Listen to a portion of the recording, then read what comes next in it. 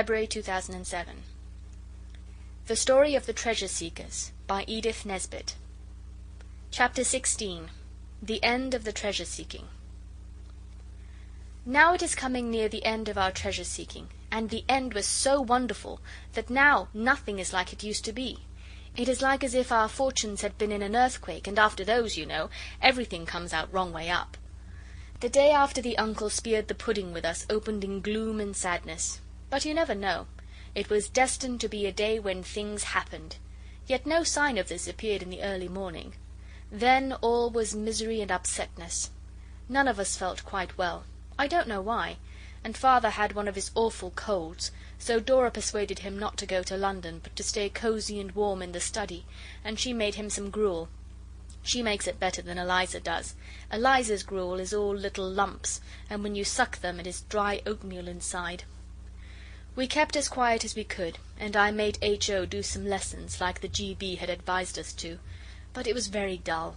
There are some days when you seem to have got to the end of all the things that could ever possibly happen to you, and you feel you will spend all the rest of your life doing dull things just the same way. Days like this are generally wet days, but as I said, you never know. Then Dicky said if things went on like this he should run away to sea, and Alice said she thought it would be rather nice to go into a convent. H.O. was a little disagreeable because of the powder Eliza had given him, so he tried to read 2 books at once, one with each eye, just because Noel wanted one of the books, which was very selfish of him, so it only made his headache worse. H.O. is getting old enough to learn by experience that it is wrong to be selfish, and when he complained about his head, Oswald told him whose fault it was, because I am older than he is, and it is my duty to show him where he was wrong. But he began to cry, and then Oswald had to cheer him up because of Father wanting to be quiet. So Oswald said, "They'll eat H.O. if you don't look out," and Dora said Oswald was too bad. Of course Oswald was not going to interfere again, so he went to look out of the window and see the trams go by, and by H.O. came and looked out too, and Oswald, who knows when to be generous and forgiving, gave him a piece of blue pencil and 2 nibs, as good as new, to keep. As they were looking out at the rain splashing on the stones in the street, they saw a 4-wheeled cab come lumbering up from the way the station is. Oswald called out, "Here comes the coach of the Fairy Godmother. It'll stop here. You see if it doesn't." So they all came to the window to look. Oswald had only said that about stopping, and he was stricken with wonder and amaze when the cab really did stop. It had boxes on the top and knobby parcels sticking out of the window, and it was something like going away to the seaside, and something like the gentleman who takes things about in a carriage with the wooden shutters up, to sell to the drapers' shops. The cabman got down, and someone inside handed out ever so many parcels of different shapes and sizes, and the cabman stood holding them in his arms and grinning over them. Dora said, "It is a pity someone doesn't tell him this isn't the house." And then from inside the cab someone put out a foot feeling for the step, like a tortoise's foot coming out from under his shell when you are holding him off the ground. And then a leg came, and more parcels, and then Noel cried, "It's the poor Indian!" And it was. Eliza opened the door, and we were all leaning over the banisters. Father heard the noise of parcels and boxes in the hall, and he came out without remembering how bad his cold was. If you do that yourself when you have a cold, they call you careless and naughty. Then we heard the poor Indian say to Father, "I say, Dick, I dined with your kids yesterday, as I dare say they've told you. Jolliest little cubs I ever saw. Why didn't you let me see them the other night? The eldest is the image of poor Janey, and as to young Oswald, he's a man. If he's not a man, I'm a nigger. Eh, what? And Dick, I say, I shouldn't wonder if I could find a friend to put a bit into that business of yours, eh?"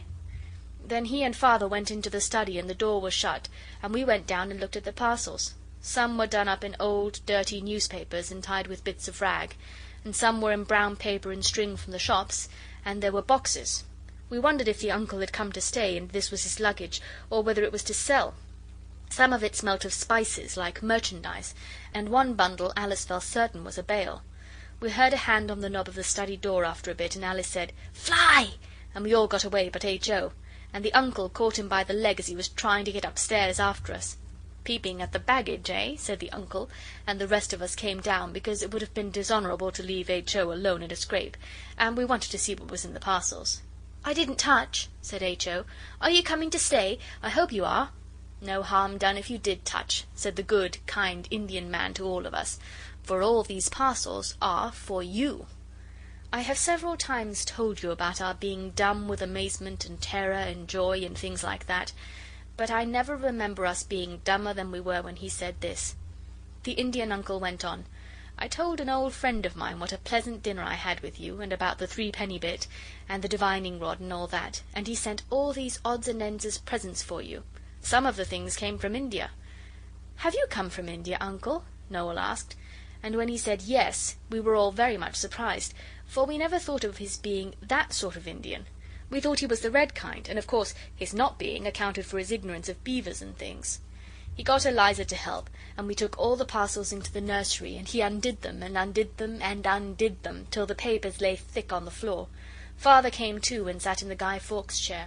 I cannot begin to tell you all the things that kind friend of Uncle's had sent us. He must be a very agreeable person.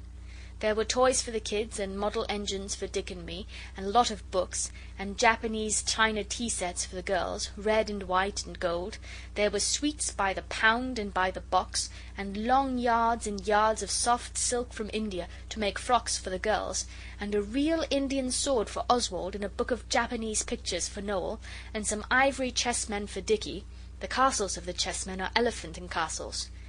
There is a railway station called that. I never knew what it meant before. The brown paper and string parcels had boxes of games in them, and big cases of preserved fruits and things, and the shabby old newspaper parcels in the boxes had the Indian things in. I never saw so many beautiful things before. There were carved fans and silver bangles and strings of amber beads and necklaces of uncut gems, turquoises and garnets the uncle said they were, and shawls and scarves of silk, and cabinets of brown and gold, and ivory boxes and silver trays and brass things. The uncle kept saying, "This is for you, young man," or "Little Alice will take this fan," or "Miss Dora would look well in this green silk, I think, eh, what?" And Father looked on as if it was a dream, till the uncle suddenly gave him an ivory paper knife and a box of cigars and said, "My old friend sent you these, Dick. He's an old friend of yours too, he says." And he winked at my Father, for H.O. and I saw him, and my Father winked back, though he has always told us not to. That was a wonderful day. It was a treasure and no mistake. I never saw such heaps and heaps of presents, like things out of a fairy tale, and even Eliza had a shawl. Perhaps she deserved it, for she did cook the rabbit and the pudding, and Oswald says it is not her fault if her nose turns up and she does not brush her hair. I do not think Eliza likes brushing things. It is the same with the carpets. But Oswald tries to make allowances even for people who do not wash their ears. The Indian uncle came to see us often after that, and his friend always sent us something. Once he tipped us a sovereign each. The uncle brought it, and once he sent us money to go to the Crystal Palace, and the uncle took us, and another time to a circus, and when Christmas time was near the uncle said, "You remember when I dined with you some time ago, you promised to dine with me some day, if I could ever afford to give a dinner party? Well, I am going to give one. A Christmas party. Not on Christmas Day, because everyone goes home then, but on the day after. Cold mutton and rice pudding. You'll come, eh, what?" We said we should be delighted, if Father had no objection, because that is the proper thing to say, and the poor Indian, I mean the uncle, said, "No, your Father won't object. He's coming too, bless your soul." We all got Christmas presents for the uncle. The girls made him a handkerchief case and a comb bag out of some of the pieces of silk he had given them. I got him a knife with 3 blades, H.O. got a siren whistle, a very strong one, and Dicky joined with me in the knife, and Noel would give the Indian ivory box that Uncle's friend had sent on the wonderful fairy cab day. He said it was the very nicest thing he had, and he was sure Uncle wouldn't mind his not having bought it with his own money. I think Father's business must have got better. Perhaps Uncle's friend put money in it, and that did it good, like feeding the starving.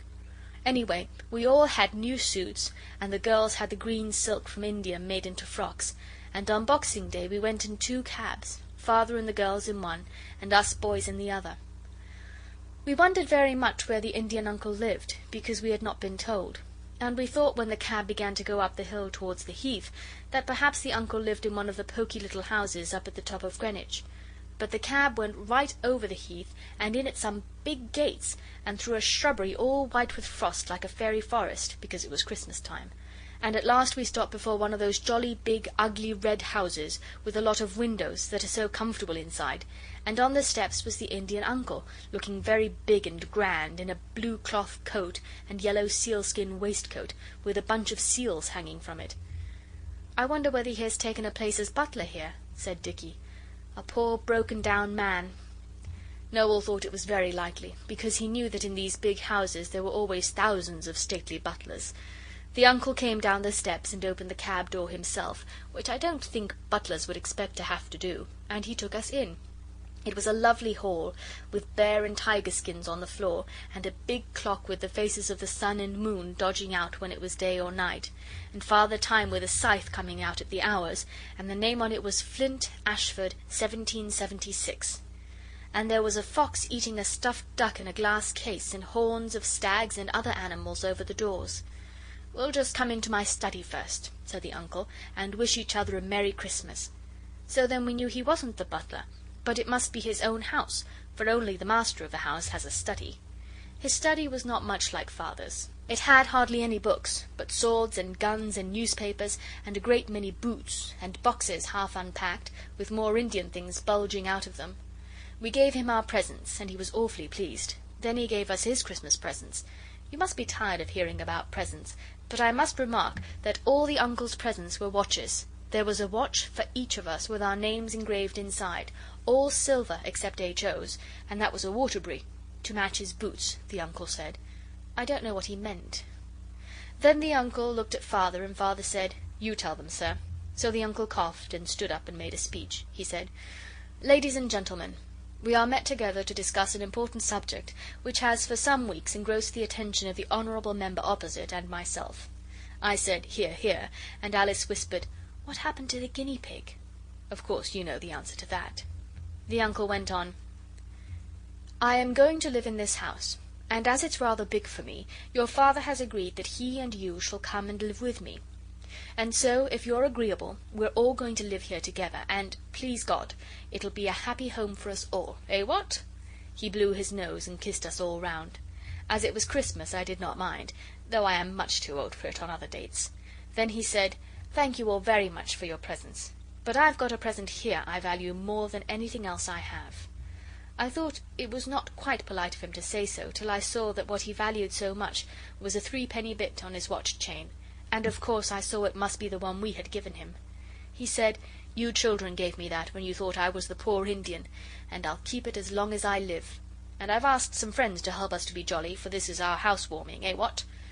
Then he shook Father by the hand, and they blew their noses, and then Father said, "Your uncle has been most kind, most—" But Uncle interrupted by saying, "Now, Dick, no nonsense." Then H.O. said, "Then you're not poor at all?" as if he were very disappointed. The uncle replied, "I have enough for my simple wants, thank you, H.O., and your Father's business will provide him with enough for yours, eh, what?" Then we all went down and looked at the fox thoroughly, and made the uncle take the glass off so that we could see it all round, and then the uncle took us all over the house, which is the most comfortable one I have ever been in. There is a beautiful portrait of Mother in Father's sitting room. The uncle must be very rich indeed. This ending is like what happens in Dickens's books, but I think it was much jollier to happen like a book, and it shows what a nice man the uncle is, the way he did it all. Think how flat it would have been if the uncle had said, when we first offered him the 1 and 3 farthing, "Oh, I don't want your dirty 1 and 3, I am very rich indeed." Instead of which he saved up the news of his wealth till Christmas, and then told us all in one glorious burst. Besides, I can't help it if it is like Dickens, because it happens this way. Real life is often something like books. Presently, when we had seen the house, we were taken into the drawing-room, and there was Mrs. Leslie, who gave us the shillings and wished us good hunting, and Lord Tottenham, and Albert next door's uncle, and Albert next door and his mother. I'm not very fond of her. And best of all, our own Robber and his 2 kids, and our Robber had a new suit on. The uncle told us he had asked the people who had been kind to us, and Noel said, "Where is my noble editor that I wrote the poetry to?" The uncle said he had not had the courage to ask a strange editor to dinner, but Lord Tottenham was an old friend of Uncle's, and he had introduced Uncle to Mrs. Leslie, and that was how he had the pride and pleasure of welcoming her to our housewarming, and he made her a bow like you see on a Christmas card. Then Alice asked, "What about Mr. Rosenbaum? He was kind. It would have been a pleasant surprise for him. But everybody laughed, and Uncle said, "Your father has paid him the sovereign he lent you. I don't think he could have borne another pleasant surprise." And I said there was the butcher, and he was really kind, but they only laughed, and Father said you could not ask all your business friends to a private dinner. Then it was dinner time, and we thought of Uncle's talk about cold mutton and rice, but it was a beautiful dinner, and I never saw such a dessert. We had ours on plates to take away into another sitting room, which was much jollier than sitting round the table with the grown-ups, but the robbers' kids stayed with their father. They were very shy and frightened, and said hardly anything, but looked all about with very bright eyes. H.O. thought they were like white mice, but afterwards we got to know them very well, and in the end they were not so mousy. And there is a good deal of interesting stuff to tell about them, but I shall put all that in another book, for there is no room for it in this one. We played desert islands all the afternoon, and drank Uncle's health in ginger wine. It was H.O. that upset his over Alice's green silk dress, and she never even rowed him. Brothers ought not to have favourites, and Oswald would never be so mean as to have a favourite sister, or if he had, wild horses should not make him tell who it was. And now we are to go on living in the big house on the Heath, and it is very jolly. Mrs. Leslie often comes to see us, and our own Robert and Albert next door's uncle. The Indian uncle likes him because he has been in India too and is brown, but our uncle does not like Albert next door. He says he is a muff. And I'm to go to Rugby, and so are Noel and H.O., and perhaps to Balliol afterwards. Balliol is my father's college. It has 2 separate coats of arms, which many other colleges are not allowed. Noel is going to be a poet, and Dicky wants to go into Father's business. The uncle is a real good old sort. And just think, we should never have found him if we hadn't made up our minds to be treasure seekers. Noel made a poem about it. Lo, the poor Indian from lands afar comes where the treasure seekers are. We looked for treasure, but we find the best treasure of all is the uncle good and kind. I thought it was rather rot, but Alice would show it to the uncle, and he liked it very much. He kissed Alice, and he smacked Noel on the back, and he said, "I don't think I've done so badly either, if you come to that, though I was never a regular professional treasure seeker, eh, what?" End of chapter 16. End of The Story of the Treasure Seekers.